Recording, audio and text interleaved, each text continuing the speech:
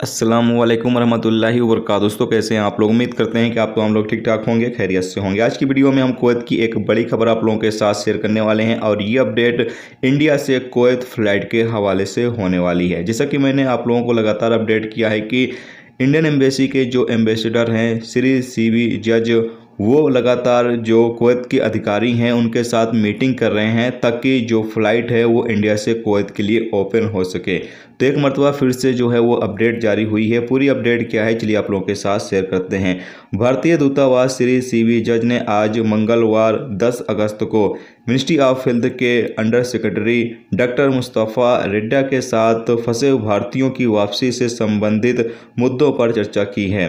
बैठक में अन्य बातों के साथ साथ इंडिया और कुवैत के बीच जो आपसी ताल्लुकात हैं उस मुद्दों पर भी बातचीत की गई है। जबकि इंडियन एम्बेसी के दूतावास ने कहा है कि जो कुवैत से बाहर इंडिया में फंसे हुए इंडियन लोग हैं जिनका इकामा वर्क परमिट वैलिड है, उन तमाम लोगों की वापसी का सिलसिला जो है वो शुरू किया जाए और उन लोगों की वापसी की परमिशन दी जाए।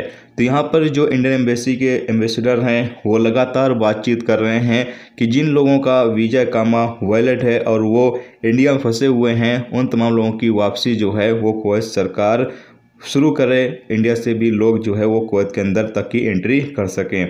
आपकी जानकारी के लिए बता दें कि आगे ये भी बताया गया है कि जो नर्स वगैरह इस वक्त फंसी हुई हैं इंडिया के अंदर, उन लोगों की वापसी के लिए भी बातचीत की गई है और उन लोगों की वापसी जो है वो जल्द ही शुरू कर दी जाएगी।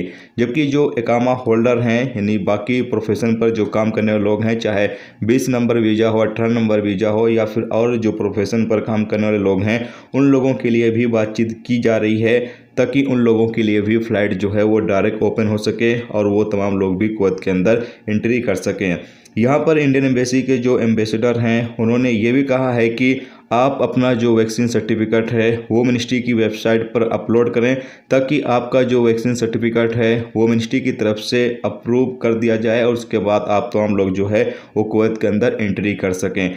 अगर आपका किसी वजह से जो है वो आपका जो वैक्सीन सर्टिफिकेट है वो रिजेक्ट किया जाता है तो वहाँ पर जो वजह बताई जा रही है आप उसको ठीक करें। उसके बाद ठीक करने के बाद दोबारा से जो आपका सर्टिफिकेट है वो मिनिस्ट्री की वेबसाइट पर अपलोड करें। इंशाल्लाह दोबारा जो आपका वैक्सीन सर्टिफिकेट है वो एक्सेप्ट कर लिया जाएगा। तो यहाँ पर पूरा यही जानकारी दी गई है कि इंशाल्लाह पूरी यहाँ पर जो उम्मीद है या इस अपडेट के मुताबिक बताया ये गया है कि पूरी उम्मीद है कि आने वाले कुछ दिनों में ही इस हवाले से जो अपडेट है वो जारी हो जाएगी कि इंडियन लोग जो है वो कुवैत आ सकते हैं।